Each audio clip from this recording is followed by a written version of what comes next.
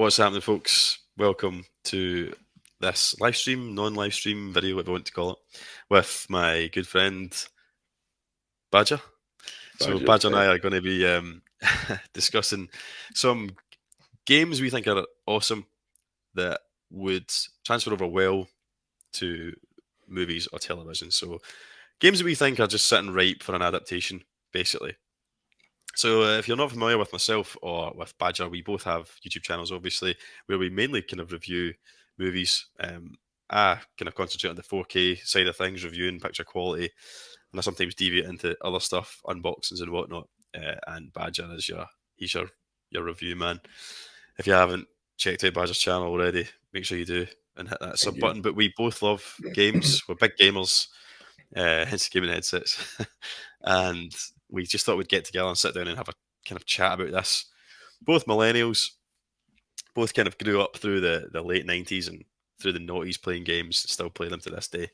Hell yeah, And man. we thought we'd have this kind of chat about it, and it's a good way for us to kind of open up our channels and ourselves to gaming and more gaming content in the future. So I've chatted enough rubbish already, so Badger, give us a quick background on yourself, mate, and your history with games. Yeah, sure. Oh, yeah. So I got a YouTube channel. I mainly use it to review movies, sometimes video games, and very passionate about that. Also do a bit of voice acting here and there as well. And yeah, I wanted to talk to you, Andy, big time about games because I knew you were a game nerd like me, and I don't talk about them enough publicly. I'm mainly a movie guy. I just wanted to talk more about it. So I figured we get here, man. Let's talk about some movie-based like games and that type of stuff, things we want to see adapted. And yeah, figured that'd be cool. I grew up playing games since like I've been playing since I could hold a controller, that type of thing. And what was that controller? NES. That was An it. NES. NES. Right, okay. Yeah, even though I was born at the end of 1991, so by then the Super NES was out by then. But I don't freaking know that, did I? didn't know that. I was a Mega Drive man, and I still Mhm. vividly remember coming home from school, primary one, in like 91, and my uncle Michael had treated himself to a Mega Drive, the old school Mega Drive, the one I Oh have now, yeah. actually, not the Mhm. Mega Drive 2.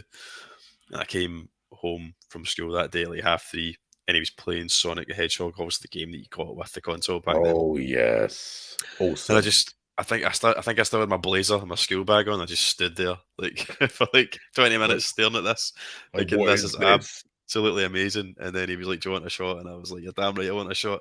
And I don't think he got back on it until my mum arrived to pick us up that day. And that was it. From that moment onwards, mate, I was a gamer. Got a Mega Drive for Christmas, and the rest is history. Yeah. That's my introduction to it. Was it a family member for yourself, mate, or how did you I play? Yeah, my father was sometimes there when I was a kid. He used to play I didn't know at the time and I don't really remember it, but he used to play like the SNES and he used to just to shut me up. He would give me the second controller and I wasn't playing. He just tricked me into thinking I was playing. So I was watching it back then. Don't really remember that, No, but after that it's it was my uncle. It was my uncle who got me into that. It's funny because, like, see that trick, that tactic, it still works to this day, mate. Because I do it with my daughters. Although I don't know if you know this, but the PlayStation 5 now has a feature in its most recent update. That it's kind of like it's the whole kind of accessibility movement, which is a great thing for people. But it's now you can, so I could let my little girl, or one of my girls, play a game, and I can have Mhm. the pad, and it's almost like a driving instructor's car, if you like dual control. So they have control, but I can adjust with Love my it. pad, kind of thing. That's cool, So man. might have to start doing that instead of just totally lying to them that they're playing and they're not playing at all. But yeah, it still works. Mhm. But I'll tell you, giving a 4-year old or a 2-year old a 60 quid DualShock, mate, it's different from giving them like that cheap plastic pad that Oh Mega yeah. Drive and ADS was back in the day. Mhm. So it's heartening about stuff, but no, it still works. But no, it's amazing. Like as millennials, like we are, the kind of age range we are, and we're the kind of like the OG console gamers. I think. I mean, I don't know whether would you class, you know, the Amiga and the Atari and all that as a home console. Yeah, I think it counts. I think they count, yeah. So maybe we were like the second generation really then. Mhm. The ones that picked it up off the back of like Nintendo and Sega. But yeah, it was a good time to be alive. I've been there. I can't believe the graphics on games now compared to like back in the day. Mhm. So yeah, I remember playing games on the PlayStation One. When it first went 3D graphics and thinking it's never gonna get better than this. Oh no, I remember that too, dude. It was phenomenal, man. Seeing Mario's back instead of just his side, incredible, phenomenal. I remember that for me. Yeah, I was there when it happened. I was proper young, but yeah, when it jumped to 3D, kids nowadays just don't understand. It's funny though because they don't have the same playability though. Do you think? So I've kind of tiptoed into retro gaming again, and I bought myself an old Mega Drive because it's the most nostalgic console for me. Yeah, man, great.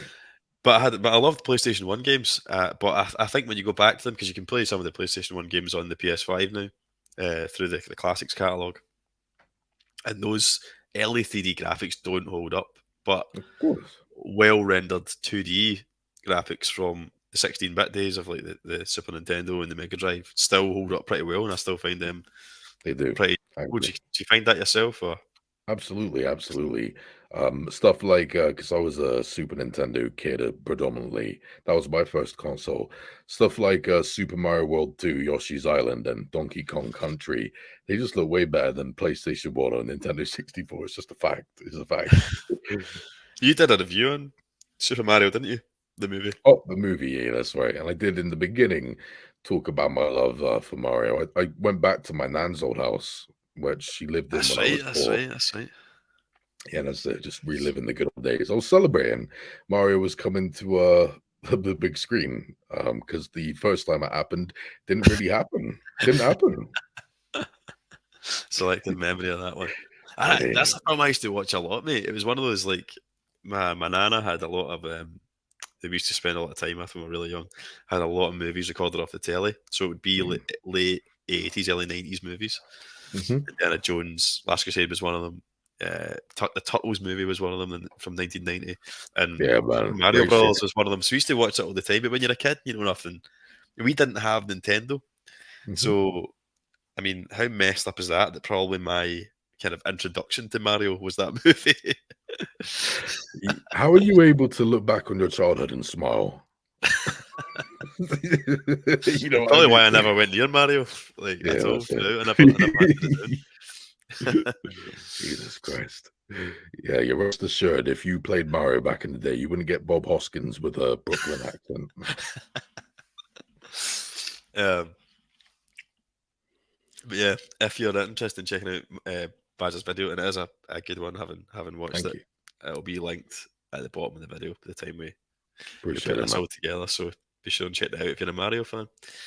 But yeah, mate, we're going to start getting into the guts of it now. So I want you to take it away, mate, with Uh, your first game. It's one that I also like, but haven't played in a long time. So mhm. take it away, mate. Sure. So the first one that I want to see adapted to the big screen is Heavy Rain. Easily, it has to be Heavy Rain. So that genre of game, I think it's called what was it, interactive dramas. That's right. Right, It's okay. not for everyone. It's very esoteric. It's only for a small group of people, that type of game. Because even though it did very well, let's face facts, there's no punch button, there's no shoot button, there's no jump button. Yeah, It plays very much like a movie, and you have to make these strange decisions to progress the story forward, that type of thing. And I loved it. But what made that game so special to me is just that, I mean, to this day, I struggle to think of an interactive drama that came out since that game that did it better. Um, it was just phenomenal because it had so many different layers, so many different genres combined. Because it told the story of a guy who lost his son. His son has been kidnapped by a serial killer called the Origami Killer, that's right. and it's freaking scary. It is because it's almost like Saul. Sometimes he has to do these terrible things to get his son back. And what makes it outstanding is that there are 4 characters to play as, and at any point, and I mean any point, they can die. And once they die, you don't get a game over, try again. No, the story continues without them. And it is incredible how many different endings there are. Like so many variations. It's insane. It's 2009, man. And yeah, the people who made that game, they also David Cage was the main director. He eventually went on to make after that he made what Beyond Two Souls with at the Right. time known as Ellen Page at the time before Ellen turned to Elliot Page. Yeah, Transition. Yeah. that's right. And yeah, it was a good game, just nowhere near as advanced as the previous game. And they eventually did another game called Detroit, being Become Human or something like that, which was awesome, great game. It still just didn't cast a shadow on Heavy Rain. It's just so layered. The amount of options you got on it, the mood, the atmosphere, how it's gripping but genuinely scary at times. I think it just would adapt to a movie so freaking well.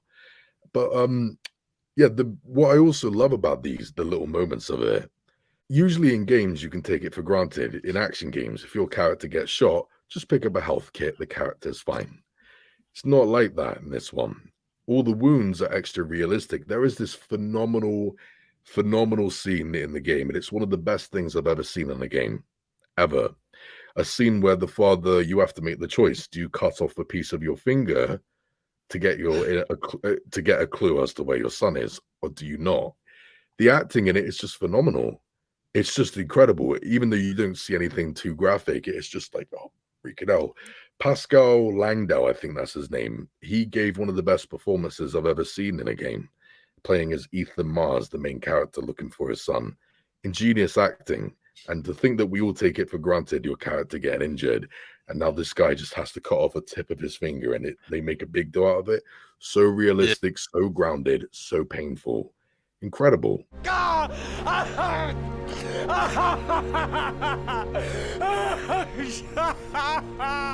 So those little details I think would translate to a film perfectly.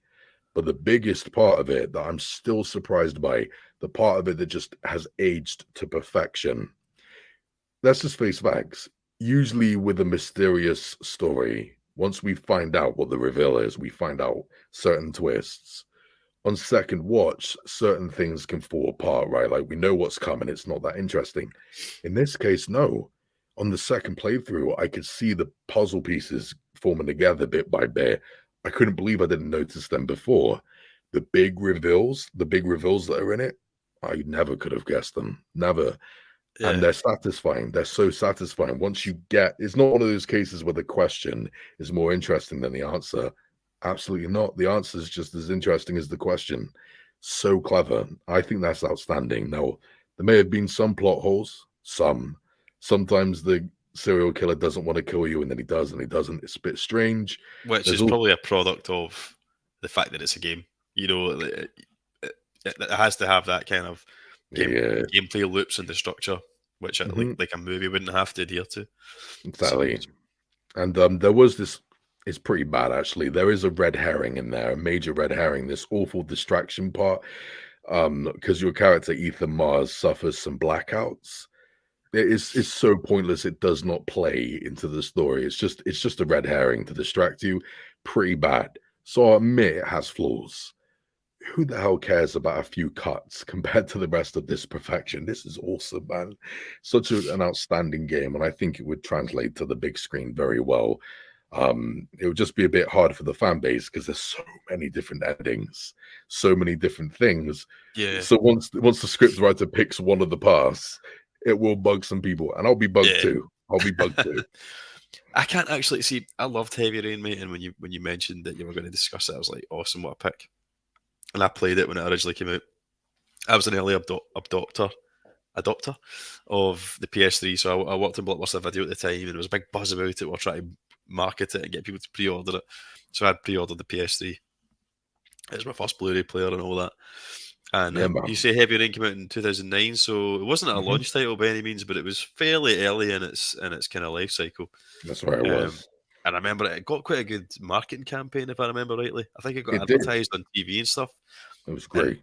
being someone who was into movies and worked in a video store at the time and stuff, I was totally intrigued. I'd never seen a game like this before. Mhm. I'd never came across one that was clearly made for fans of drama, fans of movies. And I was blown away with it. Kind of like you say, the whole kind of decision making and the idea that you could make decisions. Because up until then, games largely had been linear, hadn't they? Mostly, I'm not mostly. saying that Heavy Rain was the first of its kind to. It wasn't pioneering.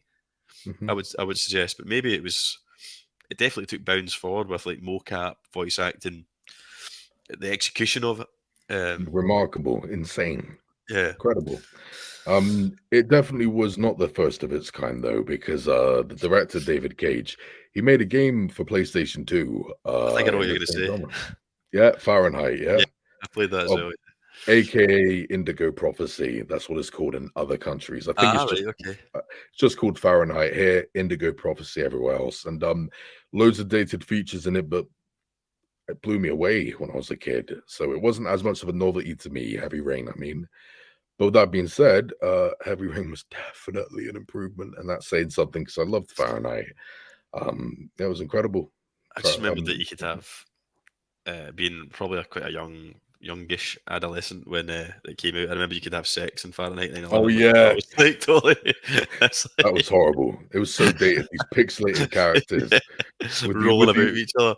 which sadly continued with Heavy Rain as well, which was bad. But in Fahrenheit, it was worse because, like, the female nipples, they weren't poking out. It was just like painted on. It's like, dude, come on, man. It looks like someone got this like terrible Barbie doll and just drew a little nipple on it. It's like, nah, dude, nah. But yeah, I never said it was perfect. Okay, I never said that. I'm just saying it was great. But you're right though, mate. It was a builder of a game, and I feel it's hard to talk about why it was a shock without giving it away. Yeah, I wouldn't recommend it. I'd let them discover it because it's Yeah, aged remarkably well. It has yeah. aged well. You cannot guess those reveals. It's great. Has he ever? Just interestingly, David Cage. Did you say he was called? I think that's Has, yeah, has David he ever Cage. made a live action movie? No, not to my knowledge, no. But he has made so many games that are pretty much playing like freaking movies. So Yeah, I've never yeah, played the ones that you mentioned, the Beyond Two Souls and Detroit Become Human. I'll definitely need to look them out. I think they're on PlayStation Plus anyway. Like you can download them for. you can do that with Fahrenheit and Heavy Rain. I don't So know about Beyond Two Souls. I don't know about that one. there's a twin pack as well, isn't there? Is Heavy Rain not twinned in a collector's pack with Fahrenheit or maybe Beyond Two Souls? I'm actually not too sure about that one. I don't know. Anyway, we'll confirm. I'll probably put links of everything in the description, folks. Anyway, if you're Mhm. interested in any of the games that Badger and I are harking back to here. But no, Heavy Yeah, man. Rain. I'll let you have the final word on it, mate. You can sell it to people. Pretty much, I think it's one of the best stories in any game ever. Remarkable. And I actually was not a PlayStation 3 guy, even though I've always been more of a PlayStation person. I was more 360 during that generation. However, when I got the news that I had just made it into one of the best music universities in the whole of Europe, I was mad proud and willing to have some fun for once instead of studying my ass off. So what did I do? I borrowed my mate's PlayStation 3 and then I bought the game just for myself. No exaggeration. I only turned it off once to quickly walk my border collie. That is the only time I turned it off. I played it all night until I finished it. I couldn't turn it off. It was too good. It's easily one of the best games I've ever played, and a big reward for me in many ways. Remarkable game. Love it. Yeah, I can recommend it as well, folks. It's definitely worth checking out if it's one you missed, Mhm. especially if you like, the Telltale series and stuff. You'll love Heavy Rain. So Mhm. definitely check it out, folks. So next up on the batting order is one of my personal favorite games, and I think it's one of the best games of all time. Certainly one of the most influential games of my generation, anyway, and that is Hideo Kojima's Metal Gear Solid. So Metal Gear Solid, I'm not. I call it the original because it's probably the one that launched the series into the franchise into the limelight. But there were two games before that NES. on the NES, which I've not played, but I'm looking forward to messing about with them with the new Metal Gear Solid Collection Volume One that came out last week. Mhm. So yeah, this game, God, I remember seeing this in a demo reel. I think it was a way back in like '96 or something, maybe like 2 years before it came out, and there was a lot of hype about it. Um, I remember seeing it in a demo reel that was also demoing GoldenEye. So it must have been like '96. I think that came out in '97, maybe. Mhm. Around about that time, anyway. And the gameplay trailer looked fantastic. Kind of, what we just talked about with Heavy Rain, where it was like, God, this looks like an 80s and 90s action movie that you can play. This is Bond meets Die Hard meets Arnie Rambo packaged together into a game that That's you right, can man. actually play with for their time awesome graphics, Mhm. and it totally delivered. Um, has an awesome storyline, soundtrack, the voice act. It was the first game that I played where I thought the voice acting was absolutely. You could tell it was proper professionals that were voice acting it. These people were Incredible. actors, um, on and off the screen. A lot of them. David Hayter, most notably voicing um, Solid Snake. But yeah, played this game, played the demo for it. Could not wait. The demo took you up to the DARPA chief. So you would meet the DARPA chief, which is one of the mission objectives, and he would die, and then it would end there. And I must have played that demo, I don't know, 100 times, waiting on this coming out. It was released, I think, in January or February '98. I remember going into. Do you remember Electronic Boutique, the game store? No, I No.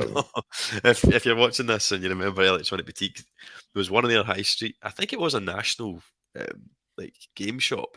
I think it was maybe bought over by Game, Mm. or it became Game. I don't know. Somebody can comment in the comments if they know the history of Electronic Boutique. But that's where I got it from. My birthday's in February, so I'm sure I got it for my birthday. Brought it home. Pretty much not this exact copy. I bought this recently, but this is the one I had, not the platinum one. And Mhm. another belter of a game.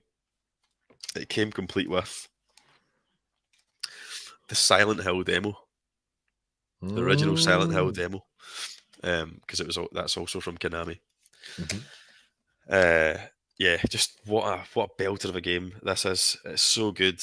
I can't wait to play it again. I've played it recently on original PS1 hardware, but I'm looking forward to playing it on the PS5 just for the convenience that gives you in going through all the VR missions and stuff, and all the Metal Gear Integral, which was another release of it. If you're not aware, Badger, I think it came out a year later. That had like a lot of VR missions and additional content on it. But just Kojima, like Kojima's now a legend of the industry.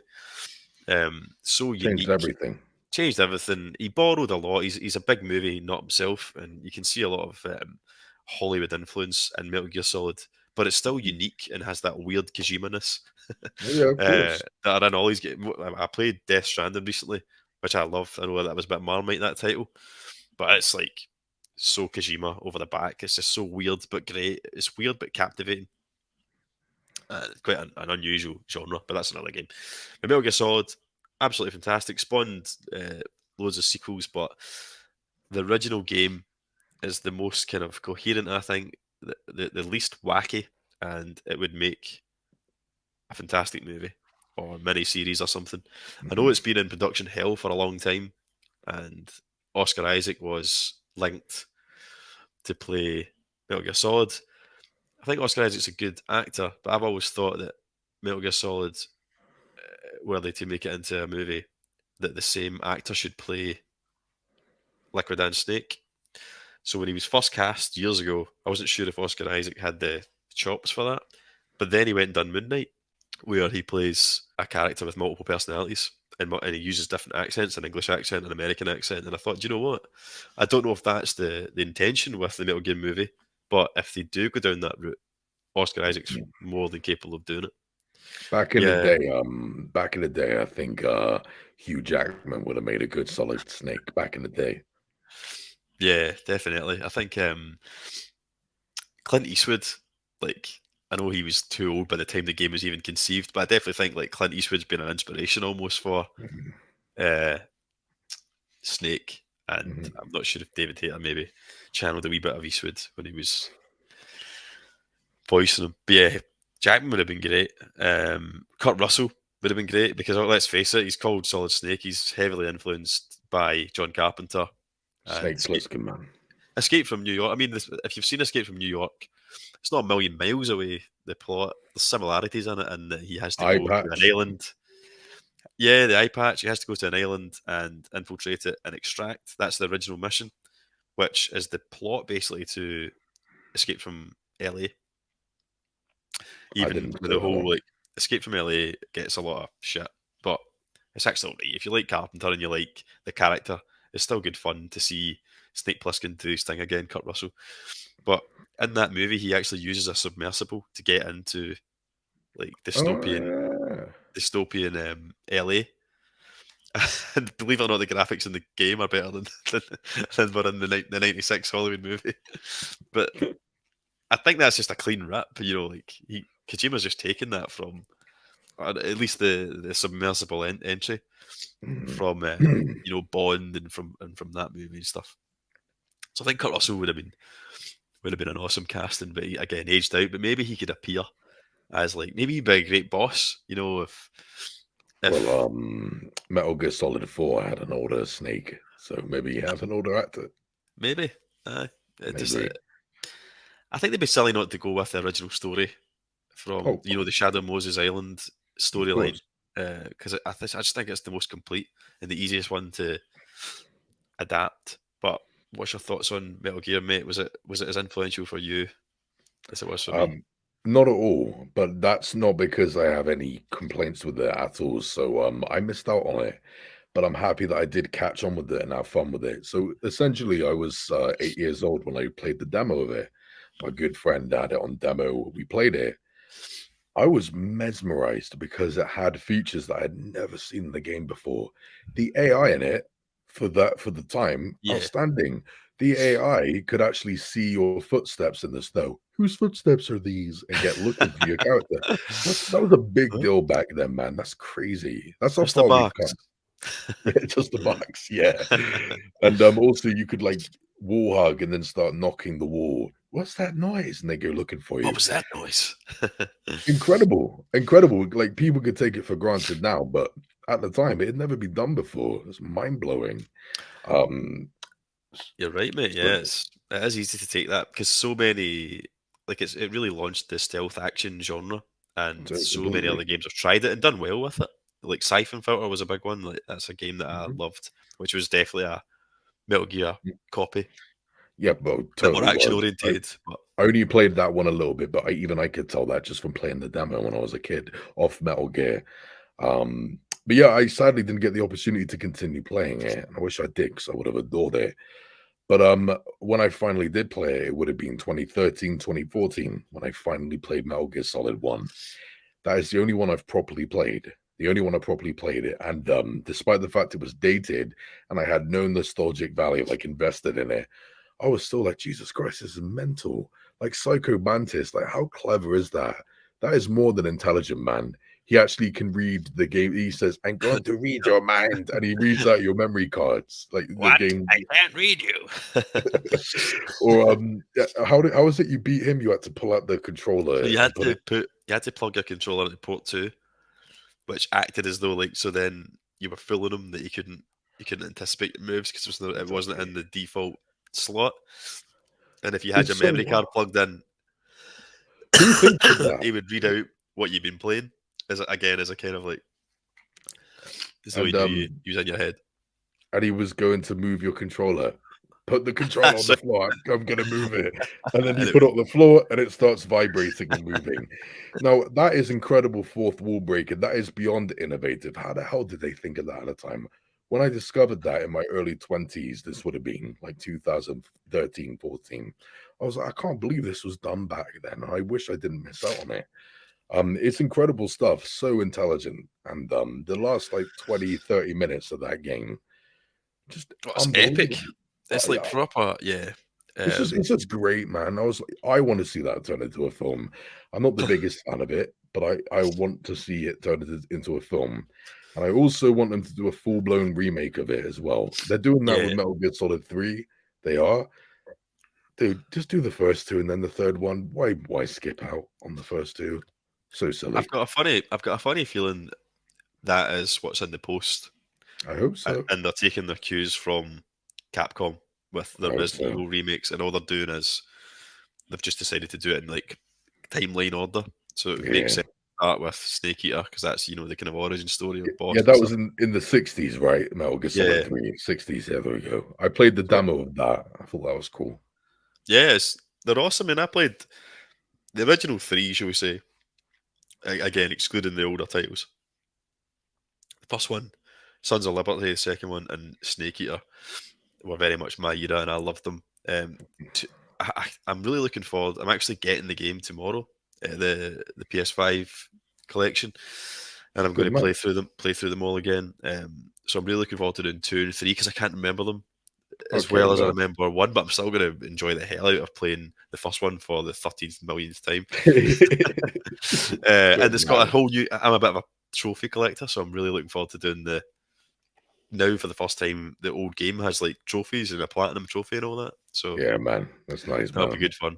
But Would you like to see that as a movie though, or as a TV show? see, it's difficult now.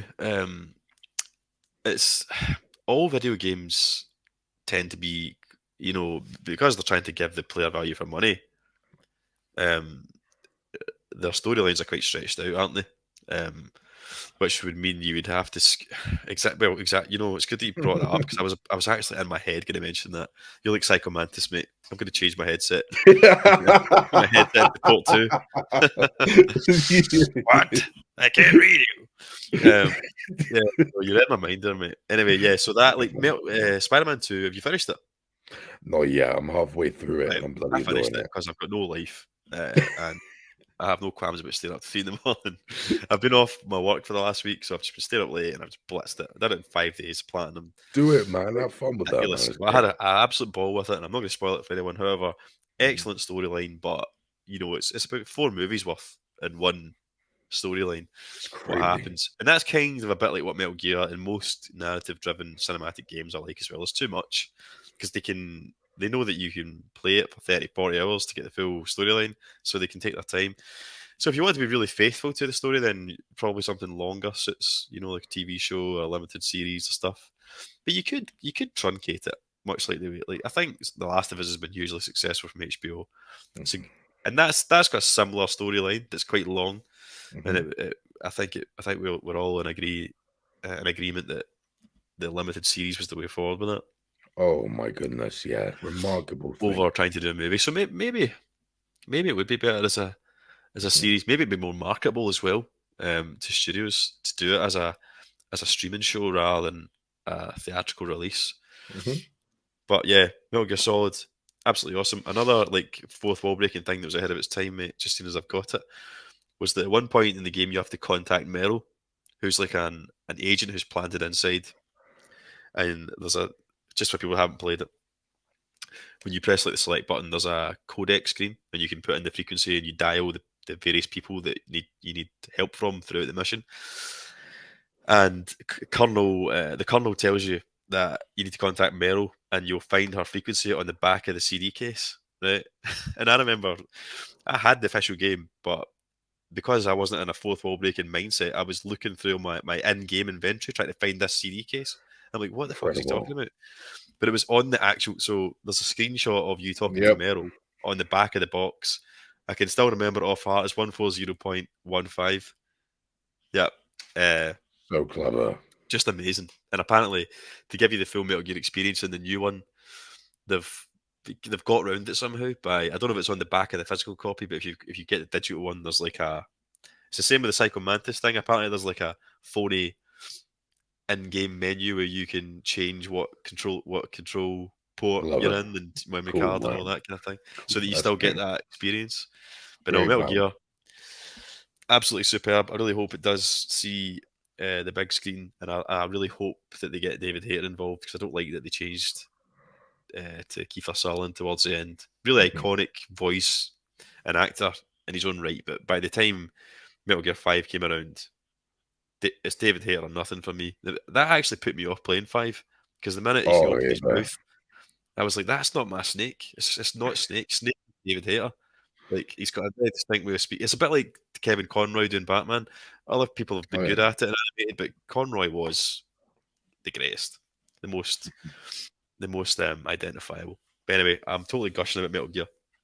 And so you should. It's amazing. It comes out. It's been out already earlier in the week. So please, if you haven't played it, or you haven't played it in a while, pick it up. There'll be a link in the description for it. I'm getting it tomorrow, as I say. Nice. But yeah, it'll be a solid, amazing.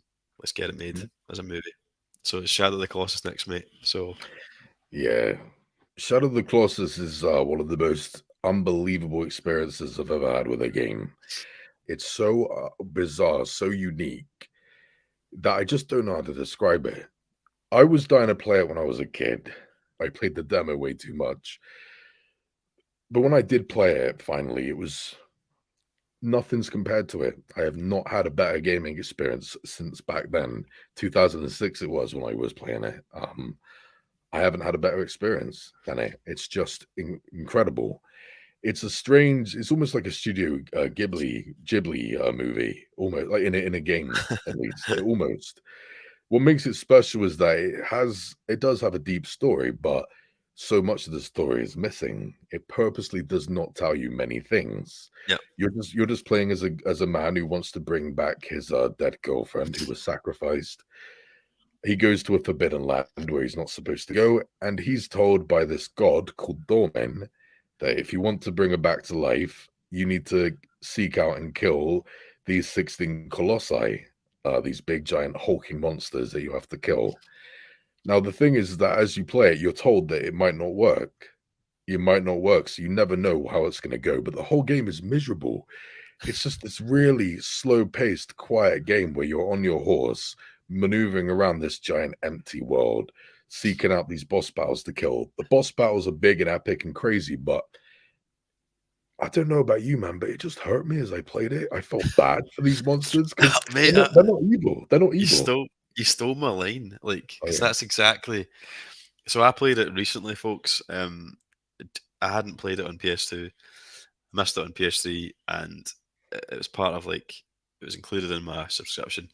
yeah, Brother's a man. big fan of it. He played it initially. I remember watching him playing it actually way back in like the mid noughties. I played it recently on the PS5, the PS4 remastered edition. By God, it's beautiful if you look at like the old footage of the PS2 one compared to what they did with the PS4 one. It's a really painstaking, heartfelt remaster. This game is it looks absolutely beautiful, runs beautifully in PS5. It's Um, remarkable. um, definitely worth checking out even from a visual point of view. But yeah, you're right, Badger. There's some, the minute you start playing this game, it feels almost like biblical. Hmm. It's a fable almost that you need to that everyone should experience and kind of know. Absolutely. But when you there's very little explanation as to what's going on.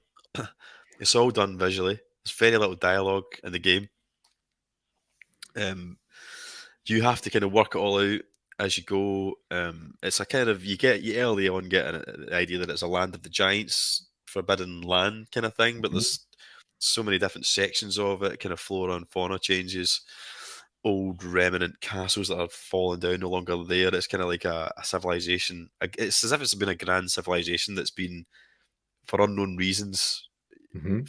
no longer exists. Exactly. It leaves it to your imagination to figure out what happened to this land, why it's so empty. Which, It is cursed. It was explained at the yeah, it beginning. does It's a say that, cursed yeah, land, but it and it doesn't explain why it is this way. It's incredible. and it lets the gamer's mind in to the sandbox and lets you each player gives it its own flavor, gives it its own backstory almost subconsciously as you're Mhm. playing it. And I think whether this was a happy accident or deliberate, the nature of the game, this won't give any spoilers, is that you have to travel by horseback to each colossi, and part of the gameplay in conquering each colossi is navigating and finding a way through passages and whatnot to each battle site. Um, and it's solemn. It's hard to explain. Just a sadness in the Well, air. I know why it is that way because not only is the story lacking because you don't get much explanation, but the silence and the music, phenomenal music, by the way, Yeah, beautiful the music, best soundtrack I've ever heard in a game ever. beautiful score. Is this. They tell the story for you. The silence and the music, they tell the story for you and they show you, they tell you straight up, this is a horrifying situation. There is no fun to be had here. There are no jokes to be made. This is a horrible situation. We don't get the beginning of the story. We, technically speaking, barely even get to the end of the story. We're just shown the middle and we're shown the worst parts of the story, such as killing giants Yeah, who don't really deserve it. Um, yeah, I did the platinum which meant I had to kill them over and over and over again, which isn't nice, by the way. But yeah, you're right. See, when every time you kill a colossi, a piece of you dies inside. It's like there's just Yeah. something not nice about it. Like it's like you say you go to this place and you seek out the fight that the Colossi doesn't want. The majority of them give you a bit of aggro back, understandably, but Mhm. you end up taking them down with intent when all they were doing was defending themselves. And then, as you say, that score, the same piece of music kicks in every time you do one in, and it just makes it feel so tragic. Like you wish you Yeah, hadn't had to do it, but you understand why because this character's only doing this to try and restore like lost love kind of thing. It's such a exactly. beautiful, poignant game, and it helps that the gameplay is unique and satisfying also. Well, that's the other thing as well. What people really don't get is that it hasn't aged. It hasn't. And No, the reason why is because there's nothing to compare it to. All of the other masterpieces out there, they have aged because that's normal. All my favorite games have aged. Apart from this one, it's just so unique. It's in its own lane. There's nothing else that feels like it. And dude, you don't understand. I've had this thing for almost 20 years now. I've had this thing, right? I the got OG. it's pre-owned, it's still got the stickers on it, but it all means so much to me. And man, this thing's gorgeous. Where is it? I don't know if you can see it. Fucking gorgeous thing, by the way. I've got loads of postcards in it and stuff. It's bloody lovely. But ready for this? 14-year-old badger spilt a little bit of Ribena on it. I, I knew you were going to say that as Ribena. I don't know why. I just knew. Yeah, it was Ribena. And for some reason, I don't know, it bugged me. I was like, no, not on this precious bit of cardboard, no. But as the years went by, it's become a big part of the whole thing for me. But the most important thing, which I'm not talking about yet, I'm not going to talk about on this video. The most incredible thing is the ending. I Yeah, played it wondering what was going to happen. And it was like a big 30-minute long cutscene. It's bloody peculiar. It's very unconventional. And you just can't predict a load of the weird stuff that happens. But it kept me awake. When I beat it for the first yeah, time, it was nighttime. I was trying to sleep, and I just kept thinking about what I just participated in, and it is just one of the most strangest things I've ever experienced in the game. And ever since then, I have not managed to find anything else that made me feel like it. For me, it's a choice between Zelda Ocarina of Time and Shadow of the Colossus. I can't really pick, if I'm honest with you, but it, yeah. it means too much to me. And yes, the remake was also absolutely outstanding, just incredible. The graphics were fantastic, just incredible. When I played it, it was a trip. But yeah, it just means so much to me now. In terms of it being adapted, there was a leaked script that was released. There was a leaked Was it script. about 3 pages long? There's no Nope. dialogue in the film. I read the whole thing. I read the whole thing. It was a full length script. And here's the thing. Because the game obviously has a load of background story missing, this one has flashback scenes going back and revealing everything that happened before, Right. which Okay. makes sense for a film. It would make sense. The problem is it faithfully adapted the game. The ending's the same. All of it was the same. It's pretty well done. But the background stuff, it just felt so generic. It's like yeah, some Twilight style love scenes and stuff. It's like, what the fuck is this? It sucks. So thankfully that got scrapped and they're not doing it. Thankfully. What I think they need to do to make this good is to make it into a TV show, one season long. Maybe add some background stuff to have a deeper story. Maybe, I don't know. We'll see. But I think it needs that. Maybe an animation style like Studio Ghibli. Maybe, I don't know, Yeah. something to bring it to life. I don't know, but I think it could work. Even though the odds are absolutely against it, I think it could work. I do. I just think they need to put in some crazy amount of effort into it. When it turns 20, I'm doing a big video on it. I'll probably make it 2 hours long. I don't care. And I'm going to study it like crazy. And I'm going to try to figure out why I love it as much as I do. But you need to understand this, Andy. I could barely find a movie that makes me feel like that. the way that game does. It's just in its own league. It really is. You're gonna have to lead on to the next game because this one I've not actually played, and it's Go on. massive as well. So you've already kind of mentioned it. It's Mhm. Ocarina of Time for the Nintendo 64. So take it away.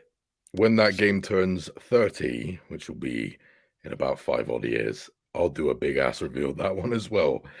So, Ocarina of Time, look, I'm going to be honest with you guys. I'm not the biggest Zelda fan. I respect it beyond belief. It changed everything. It's so innovative. It's pretty close to Mario. Like, it's that big. It's a big deal. But I wasn't really connected with it because I didn't really play them all like when I was a little kid. But Ocarina of Time, I did. And it was a big deal because it was the first time Zelda went in 3D. Big deal. And I started playing at the age of 7 when it just came out. I was confused. I was still learning to read. There was no dialogue apart from written dialogue. Couldn't read it, didn't understand it. It pissed me off, and I very, very slowly chipped away at it. I spent years playing it, and it was a love-hate relationship. It had phenomenal features, an interesting storyline, which I could, as the years went on, I could read it more and more. It had some interesting puzzles, and it was the first game I played where it was a big free roaming world. Big deal. It was a big deal to me. But then it kept getting too difficult. I never knew what to do next. It was a love hate relationship. Pissed me off. At the age of 10, I got a PlayStation 2, and I didn't even think about Zelda Ocarina of Time. I didn't think anything of it. At 14, I plugged in my Nintendo 64, had fun playing some older games, thought, sod it, I may as well try that difficult piece of crap. Let's just play it. I started playing it. The music came. I was flooded with insane nostalgia. I played it more and more, and then remembering everything that I had spent years forgetting about, I clocked into how remarkable the story was. Now that I could read properly, I understood the story was a lot better than I thought it was. The puzzles are so incredible. The plot, all of it, the characters, I was beyond connected with it. I couldn't believe how perfect it was. It's pretty much the closest to perfection you can get. It was only a few months after I beat it and was floored by it. I couldn't believe I didn't know how good this game was. I played Shadow of the Colossus. So being 14 years old was quite a revelation for a gamer like me. It A was. It lot was. to It take was. in, yeah. It was a high that I've never managed to recapture. I've never played anything like that crazy ever since then. But I still to this day I can't pick is Ocarina of Time or Shadow of the Colossus. I struggle.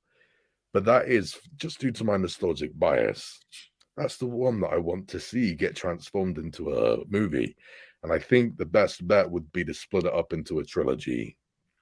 And what makes that game incredible is you got to bear this in mind, Andy. It was the first time Zelda went 3D, and they decided to innovate it even more by having a deep story which literally had time travel in it, where your character ages throughout the two different timelines.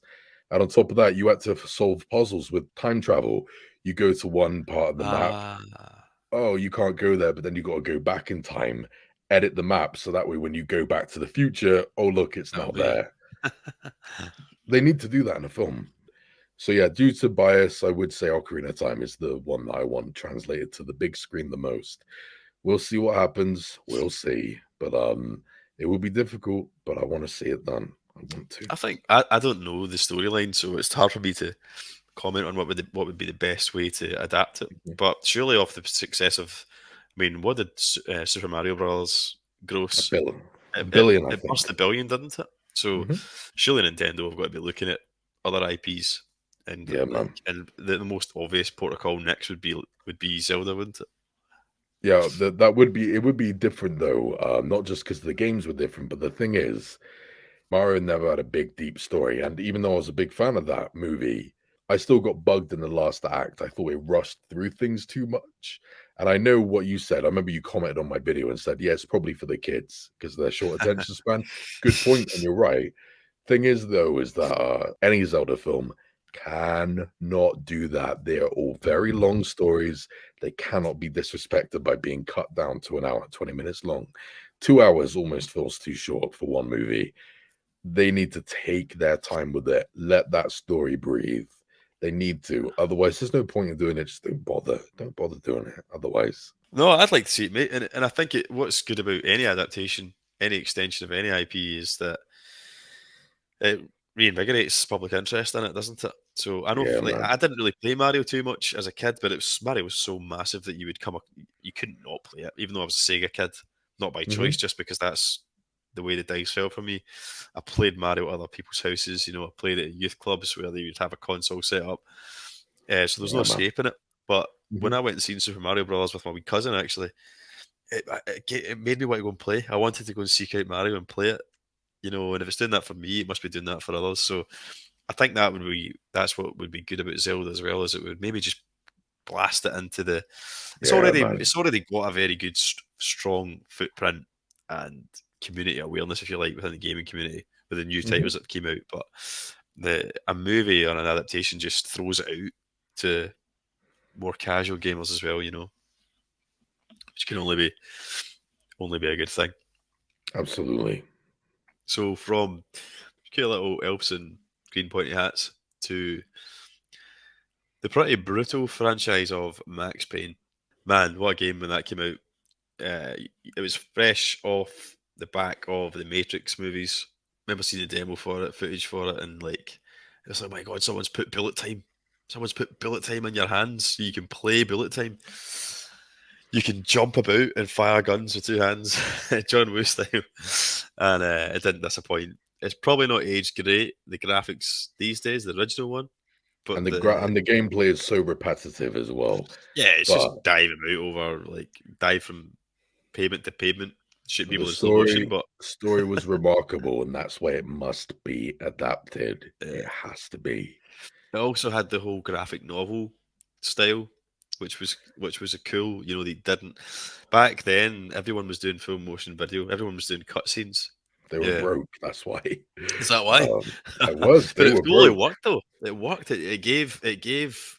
It lended itself so well because Max Payne feels like he comes off a comic off like if someone had said to me that Max Payne is actually an existing graphic novel, I would not have been surprised because he Exactly. that's exactly how he plays out. That's exactly that's the feel of the game. And I think those maybe it was a budget saving exercise you've kind of alluded to, but Badger. But it works so well in the game, and it gives it Yeah, man. that adult gritty kind of feel that it's got that kind of Sin City feel to it. The voice acting, the kind of adult nature of it, the bullet time was nailed. Hmm. Playing as the hard boiled cop, and ultimately a Death Wish style revenge story. It was like Death Wish meets the Kind Matrix. of. Kind of. uh, It kind of was. Yeah, because yeah, let's say your Max Payne's wife and child has been murdered by drug addicts. He's trying to find out what happened, but he's also framed for murder one night. that's right. So he's running away from the police whilst tracking down all these bad guys trying to clear his name. And And the this is drug is a big part of the narrative, and Valkyrie. the Valkyrie, yeah, which then alludes to like kind of like dream sequences and stuff, which is a clever kind of plot So device. the dream sequences were incredible, and there Quite is this. creepy as well. They were quite scary. I Yeah, was only a yeah. young kid playing Max Payne, and I found them quite Uh, disturbing. I got it for my 11th birthday, so imagine how it was for me. The one of the dream sequences as well. Anyone who played it recently will remember it, but I think it's genius. There's a part in it where he breaks the fourth wall. It's absolutely fantastic. He gets spiked with Valkyr, Max Payne. He gets drugged, and he keeps finding information that says what he is. He finds a graphic, a note that says, "You're in a graphic novel, Max." You're in a graphic novel. You're in a computer game, Max. The truth was a burning green crack through my brain, weapon statistics hanging in the air, glimpsed out of the corner of my eye, endless repetition of the act of shooting. Time slowing down to show off my moves. The paranoid feels someone controlling my every step. And I thought it was so clever. I It's didn't so remember that good. off the bat, but as you describe it now, I'm remembering it because I did play the game a lot when like back in the day. All anyone has to do, just watch it for 2 minutes. Just type in "you're in a computer game, Max." It will be the first thing that comes up on YouTube. Seriously, check it out. It's funny as hell. Yeah, I absolutely love it, and they need to do a movie based on it. I think it would be terrible if they did a movie based on it that had Mark Wahlberg in it. That would be stupid. Yeah, That would be dumb if they ever allowed that to I hope happen. they don't. I hope that never happens. Yeah, because then my brain will have to repress it, and then I'll go into fucking denial about how ridiculously bad they fucked it up. But that never happened. Like if someone spikes you with Valkyrie, Yeah. you're in a graphic novel, man. Now, The when I saw that movie, I was heartbroken. I couldn't believe it. How the hell did you screw up Max I don't Payne? even It's so think easy. I don't even think I finished the movie because I just was like, this is not fucking Max Payne. It's not. There's nothing about this that's like Mark Wahlberg wasn't the right casting. I don't think for it. What? No. That's not even the Uh, biggest problem. It was just an awful story. It was not Max Payne. It's terrible. I Everything can't. about it was awful. I can't even really remember it, but I just remember being disappointed. And kind of like I said there, where something comes out like Super Mario Brothers and it's a big hit, rightfully so. You know, it was punchy, it was funny, it was the short run time, blah blah blah blah. It was well put together, and it splashes Mario and that IP into the headlines for the right reasons, and people go back. Max Payne with Wahlberg did the fucking complete opposite. Like, you know, if you've never played the Max Payne games and you've heard, oh, I've heard these are good, I'll watch the film. You aren't going to go and fucking play the game Yeah, exactly. after watching Jesus that. You're going to Christ. be like, Yeah, of course. do you know what I mean? I would not be disappointed at all if they said they were doing another one and approaching it differently. You know, so Max Payne needs a proper adaptation. Yes, the Gears of War definitely is my pick. I'm not the most insane fan because the gameplay is a bit too repetitive for me with Gears of War. All of the games from the first one to the recent one, which came out 2 years ago, the fifth one, Jesus Christ, they all play the same. They do. It's the same thing. You're just running and gunning. It was innovative at the time because it was challenging. If you didn't stay in cover for too long, you were going to get your head blown off. It was gripping, scary, moody atmosphere. Aliens, well, they're not aliens because they come from the center of this planet, but they just want to take over. All the variety with them, it was actually creepy. As you're kicking their ass, it actually comes across as kind of scary. And as time went by, as the games went on, the stories got deeper. Some of the scenes, I have not recovered from. My cousin will relate to me with this if she's watching this. Back when Gears of War 2 was brand new, we played it on co-op mode because those games had phenomenal co-op. The wife scene in the second game, if anyone's played it, they know what I'm talking about. It messed with my head. And there's a number of scenes like that in the games, and it's fantastic. But what bothers me is that as the games went on, I got bored out of my mind with the gameplay. It was the same stuff, but it was just so annoying. So I did something which I don't want to do. Andy, I don't feel good about saying this. I didn't even play some of the recent games. I just watched them on YouTube, watched the gameplay, so that way I could skip past the unnecessary action. Look, I know you're not going to die here. Let's fast forward it. It hurts. I don't want to do that. I want to play the games and enjoy it, but sadly, the repetitive gameplay got in the way of the story. But I do think there's a great story there. There are some phenomenal bits. My favorite bit, probably in the entire series, is in the second one, which is when big cities are literally disappearing. Entire cities are disappearing, and they cannot figure out why. The soldiers are looking around. Why are these cities disappearing? And when they go underground looking to see what goes on, what do they find? This giant worm.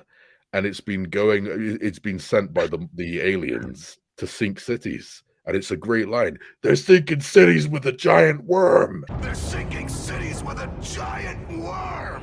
All of this racks up and just gets so intense. So when you get swallowed by that worm and you're inside its guts, fighting all of the parasites inside of the guts and trying to kill it from the inside, it's remarkable stuff. And plus, the chainsaw gun that you get, That was awesome.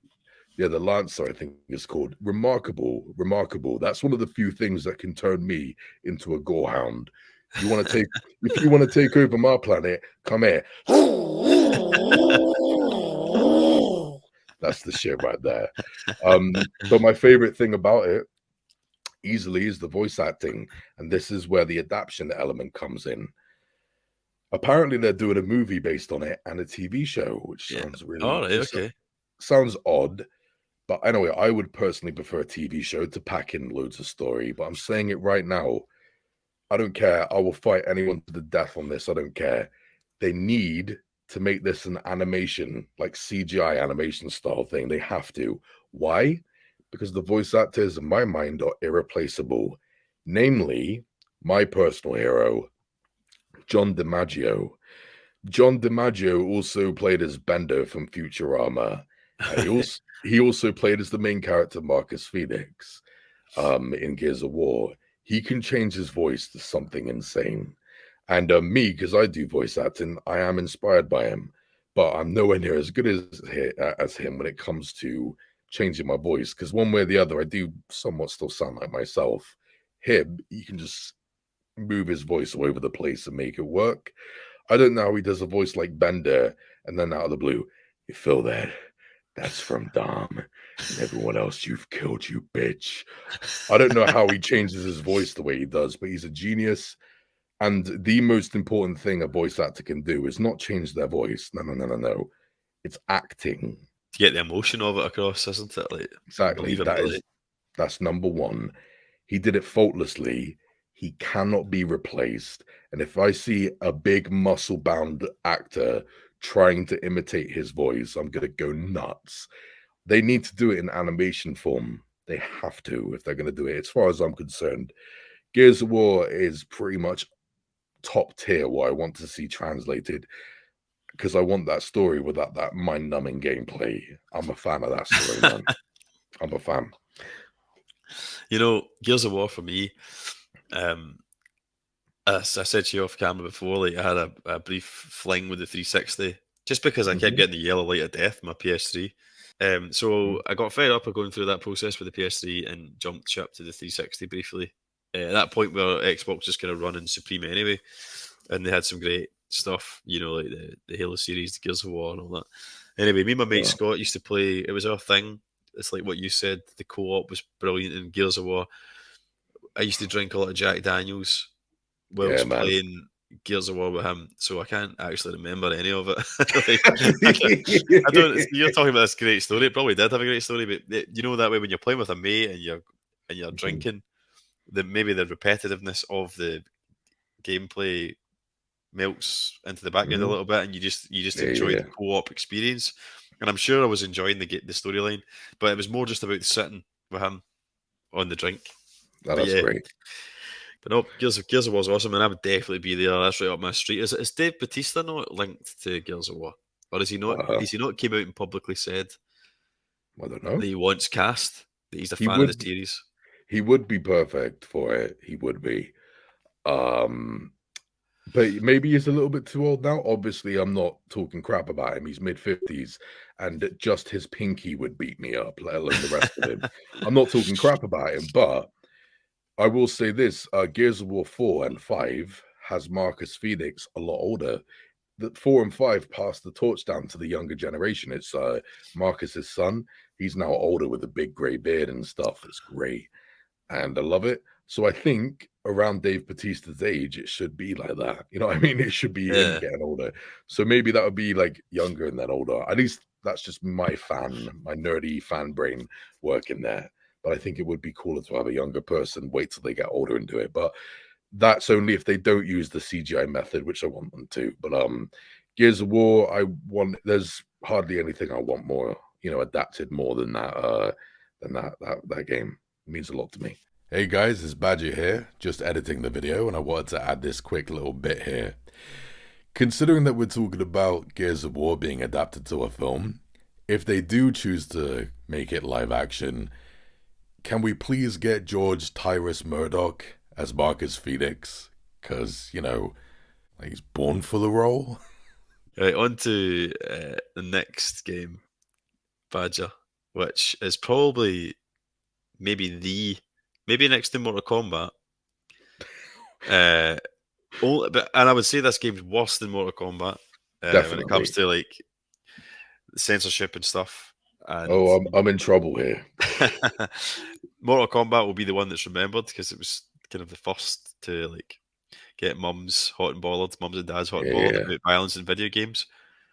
However, if there was a video nasty's list of video games, Manhunt from Rockstar would be fucking high up that list. Yeah. So put this one on, you sick bastard. So Yeah, you made me laugh. You surprised me with that. Guys, when I told him I was putting this on the list, he goes, "You want a movie of that, you sick bastard?" I was like, I wasn't expecting that. I creased, but yeah. Anyone who knows me personally knows that I'm really not a gore hound. I'm not commonly into that.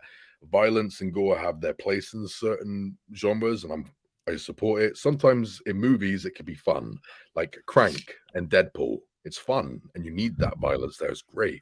Hot Fuzz. Sometimes it's a good tool to get you scared, yeah, like Martyrs, Alien, Wolf Creek. It all works. But when gore is made sick and enjoyable, I very rarely get on board with it. It's not my scene. I'm not a gore hound. And the same can go for video games. Manhunt was disgusting. Manhunt dealt with some seriously messed up taboo subject matter of a criminal who's captured and is forced to perform in a snuff movie and has to go around stealthily murdering these psychopaths who have all been paid to play this game. And it's all crazy. It's horrible. There's not really a redeeming character in the whole thing. It's ugly, grim, sick, and unpleasant. But there is something about its wild nature that was so brave to me. So brave, so unique, so ballsy that when I played it, I got put into this weird, messed up world that was unlike anything else I had experienced. And there's something about that with all the subject matters, its commentary. I would be intrigued to see what would happen if it got transformed into a movie. It won't happen, but I would be intrigued. It was a great game. Most of the mechanics functioned well. It was quite interesting. And the most notable part for me was the ending, because there is a completely mentally deranged naked man who's wearing a pig mask, and his name is Pigsy, and he's walking around with the chainsaw trying to kill you. I have never seen that in a video game before. It messed with my head, and I have, no exaggeration, I've had several nightmares from that game. I can still remember them being chased by nutcases. It was always inspired by that game. I'm not a gorehound. I don't find it fun per se, but to see that graphic, horrible nature portrayed in a game with all of that commentary and making me feel icky, plenty of gorehounds will love it. Not me. I want it for the more dark nature of it and seeing what it can deliver, what message it could deliver. But it won't happen. But I would be very intrigued indeed. you know, I don't think I ever played Manhunt. I remember the taboo around it when it came out, made the news and stuff, and I remember seeing it on the shelves. It had that horrible, much like the way you've described the game, it had a horrible cover, Yeah, a it kind did. of like blurry VHS frosted glass close up of someone with a bag over their head that was There like was blood, kind of blood stain, wasn't it? a mask. It was horrible. You're right. It was horrible. Yeah, it looked horrible. Like, so they weren't deceiving you. Like, it was very much upfront that this is a sick game if you fancy playing it, Oh kind of yeah. thing. Hoping that people's kind of dark side, maybe like people that are interested in the macabre and people that like to pick the scab would maybe come and venture into it. That's right. But like we talked about, I'm kind of that, mate. I'm intrigued by it. I don't know why I didn't play it at the time. I don't think my parents would have allowed it in the house, to be honest. Mm. But I think had I been a bit older, I probably would have played it. Just morbid curiosity. But you kind of touched on it there. But was it actually technically, was the gameplay enjoyable? If you take away the subject matter and the murder and stuff, was the actual mechanics rewarding, like the gameplay It was mechanics? it was okay. It had its bad moments. The combat with guns was pretty bad. It was crap. But the stealth mechanics, as simple as they were effective. And the atmosphere of it all, with how dark and grounded it was, no high-tech equipment, just basic tools. It helped to transport you to that world, just like the high-tech equipment in Splinter Cell or Metal Gear Solid will transport you to that world. The dark, gringy, vile nature of it all added so much character to it, making the Yeah. gameplay feel extra different, very unique. And am I right in So yeah, saying that you were basically rewarded for the point system kind of thing, or within the game's narrative, that's right. was the more brutal and the more inventive and bloody the kill, the more. Yeah. Yeah. And a kid got literally a poor boy got murdered based on it. So there That's why. was an impact. I didn't know that. Yes. It was in England. An older kid brutally murdered to simulate the video game. His younger friend. Despicable. And you can't justify it. I do not support it. Obviously, what type of dumb statement is that? But I still have to throw it out there.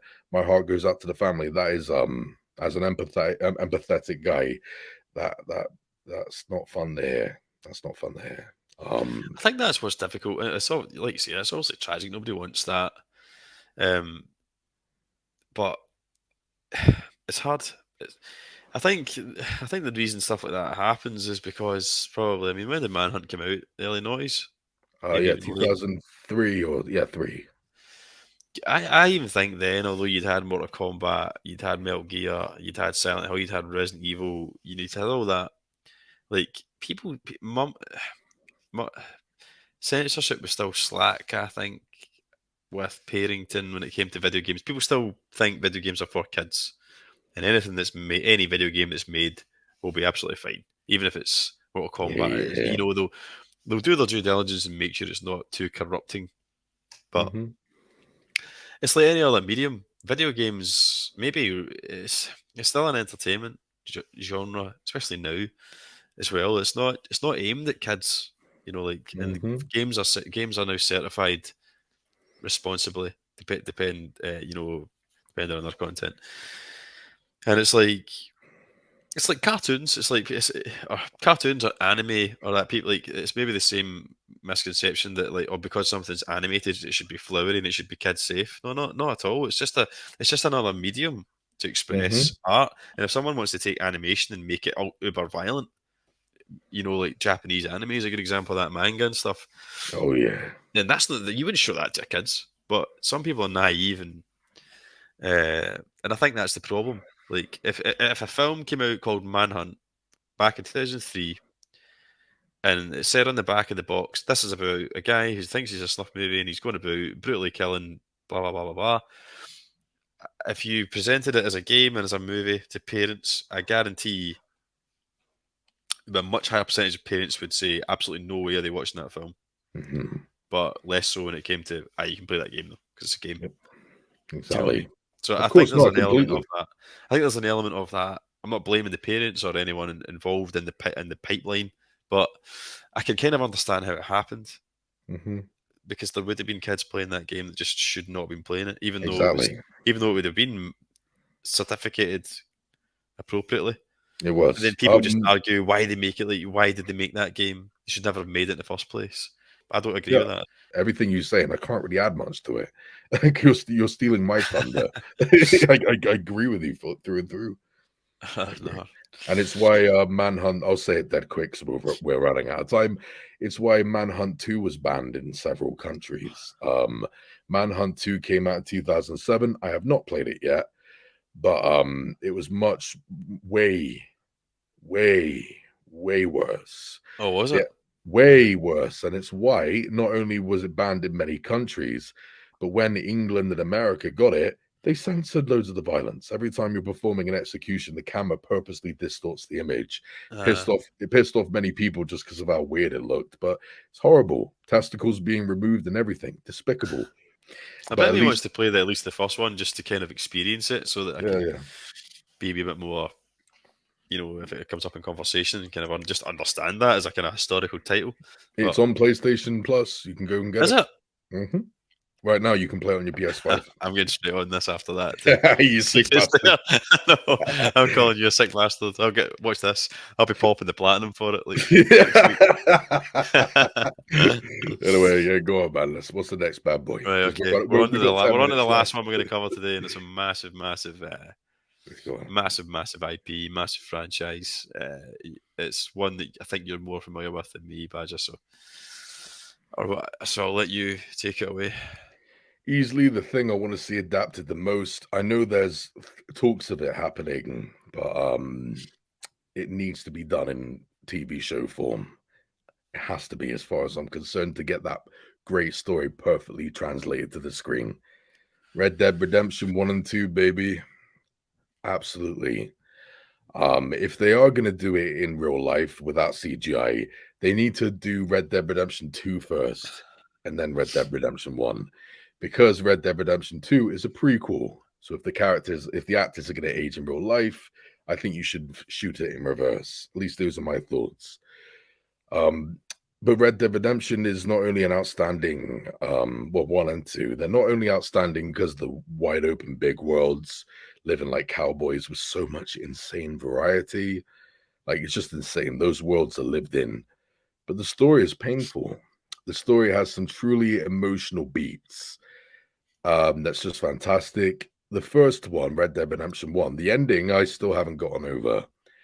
It messed with my head in many ways. It really affected me. It's beautiful. It's beautiful how well written it is. The same goes for the second one. It filled in the backstory. Just outstanding. I can't really pick a favorite out of the two, but they're both genius, and I want to see them brought to the screen. I would actually also, just like Gears of War, I'd like to see it all in CGI. The reason why is because the character John Marston is close to being my favorite character in any video game ever. And his voice is iconic. I think his name is Rob Whitoff or Rob Whitoff. If there was a Red Dead Redemption movie, would you hope that you'd be in the role? Of course I would. Yes, of course I would hope that. But his voice is John Marston, and the motion capture work that he did, absolutely iconic and outstanding, and such an ingeniously well-written character, how he's torn by this horrible past and this terrible life of crime, but whilst trying to look after his family and the terrible shit he does just for his family. It's incredible, layers after layers in the whole thing. It's beautiful. And the gameplay goes a long way because that world is alive. It tells so much about how much Rockstar worked on the game. When you're just walking down the road and you look to your left, you look at a lake, and you actually see a bird flying down to the lake and picking out a fish out of the water and flying away, ready to eat it. When you see details like that, which must have took so long to program, but we miss it all. Yeah. Amazing. I want to see it all brought to the big screen, at least to a TV show. Whatever. It needs to be adapted. It's perfection. I can't even begin to think. I've got no experience of game programming, game development. I don't even know where you would start making something like. I know it takes them years, like a decade sometimes, to make these games. It is. Which totally makes sense when if you've got any kind of history of gaming, you appreciate a good game, and what's been flung together quickly and what's been obviously a labour of love. Mm-hmm. It makes sense that it's taking so long to make it and why they take so much time in between releases. But yeah, Red Dead Redemption 2.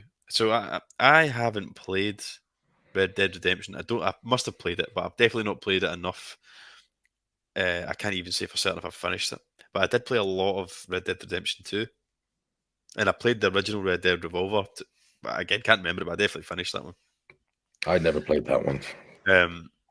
So for some reason missed out on the Red Dead Redemption and then played a good 20, 30 hours of Red Dead Redemption 2. Got it on release. I'm blown away by the technical achievement that it is, and it's just the layers of storytelling, the voice acting, everything about it's a treble A game through and through. Unbelievable. And the longevity that it has. And that's why I think if you put so much effort into a game like the way Rockstar does, that's why their games live on for years and years, because they're so detailed. You could play Red Dead Redemption every day of your life and probably find something new in it. An animal coming down and doing something realistic. That's just a side detail. It's not even part of the mission of the game. No joke. The horses in the game, if you get a male horse, yes, you can see the horse's testicles. And if you go up north, all the way up to the icy mountains, the testicles, they they shrink. What the hell were they thinking when they did this? It's weird. But you got to appreciate the detail. It's we're running out of time here, but I just want to tell this story. So I got Red Dead Redemption 2, mate, and I played it, and I was loving it. And I didn't actually finish the story, which I have to go back and do it because I've heard it's fantastic. And I was enjoying it up until one first. Play one pretty far. first. Yeah, I think I'll go back and do that, and then just start 2 again. I did get pretty far into it. But anyway, I stopped playing it because I was just so busy, and it was too big for me. It was too big. There was too much, in it that it was like actually intimidating me. The sheer Wow. level of depth to the game, and I was finding that I get sucked into I get immersed too easily in the reality of it all. So I was booting it up, and I was at the camp, and I was like, right, I need to go and do the chores. So I was going to do the chores. I'd Oh go yeah. and I'd go and cut the wood. I'd go and do this. I'd go and speak to that person and play a game of cards with somebody because it's so realistic that you almost want to act like a human. Like you're Yep. like, I like that Yes. guy, so I'm going to go and play cards with him Yes. because I like him. Yes. You feel like you're the person because it's so realistic. And then you're like, yeah, you look at the diaries, like the camp needs provisions. So I'd get on my horse, I'd go into the town, I'd buy shopping. Then I'd be like, my character needs a haircut. I'd get a haircut, right? I'd get a bath. I'd come back. And Yep. I've spent an hour, and all I've done is like mundane shit that I do in my own life. Yeah. Like, do you know what I mean? So, like, Yeah. so that was the realization for me. I was like, I've just went and done shopping, got a haircut, Yep. spent time with a friend, and done some household chores. See if I'd actually just done that in my own fucking life for the last hour, I'd be getting on a lot better than like. I thought Red Dead was going to be this exciting. I bought the game thinking it was going to be car chases, not car chases, horse chases, Yeah. Yeah. stagecoach hold-ups, like quick draw stuff and all that, a But it is Western there. simulator. And that's all there, of course it is. But it's just so detailed that you can get sucked Yes. in to the most mundane stuff. And you could spend hundreds of hours in that game and never Yeah, become a man. complete master. Exactly. It's incredible. It's incredible. That brings to conclusion our little collection of games that we would like to see adapted. Games that we personally love. Some have been adapted, admittedly, even if we're in denial. But we'd like to see them done properly. Looking at you, Max Payne, Mark Wahlberg. No. I hope you've enjoyed it. I hope you've enjoyed this little trip down the kind of gaming memory lane. And if you haven't played some of these games, we hope we've inspired you to maybe look them up, play them, finish them like I have, the ones that I haven't finished yet, like Red Dead 2. I'm not joking. Play them, guys. Get them played. You don't have to go out and get yourself an OG copy. Just get a new one. You can play 2 and 3 as well. But yeah, that's my recommendation. Hell And for yeah. the sick people among you, you can join me online playing Manhunt immediately after this. Oh, yeah. Try and do a live stream of that. See how far your channel gets Yeah, banned. I You know know. what I I mean? know. That's an instant ban, isn't it? Playing Hey, Manhunt. death on YouTube, baby. But yeah, Cool. you can find me certainly on YouTube. I've taken a wee bit of an unplanned break recently, but I'm planning on doing some more gaming content as well as my usual 4K reviews, home cinema stuff, and things of that ilk. But I'm planning on doing a playthrough of Metal Gear Solid and RoboCop Rogue City. I'm doing content for both of them Dude, I can't in wait for that. the near future. Yeah, man. So links are down below if you want to see my channel. Badger, do you want to plug yourself quickly? Tell us what you've been up to. Just go on Google, type in the world's sexiest bald man, and I'll be there. It's all good. And if that doesn't work, just type in Badger Phipps, and then yeah, you'll find me on there. I do some voice acting here and there on the channel, and a load of movie and game reviews. Check it out. Love to see you on there. And remember, Badger's video for Super Mario Brothers will be in the description, and also his upcoming epic 2-hour review of Tony Hawk's Underground. Is that right? That's right. It's almost 2 hours long. I've worked on that video for months and months now. It will be out on the 27th of October. So by the time this comes out, it will have already been out. It's almost 2 hours long. Sucked my energy dry. Please give it a like. Just one. Just one. So get yourself over and jump into the Tony Hawk's Underground video, folks. But thanks very much for coming on, Badger. It's been an absolute pleasure chatting video games. I'm sure we'll do something similar in the future. Please do, man. I loved coming on, man. It's fun, man. Yeah, it's been good. It's making me want to play games, even though it's now like after midnight. Yeah, man. I got to finish Spider-Man 2, so yeah, I'm going to get on it. Yeah, cool. Right. It's been a blast. Thanks for tuning in, folks, and listen to me and Badger talk about games. Take it easy, take care, and we'll both see you in the next video. Groovy.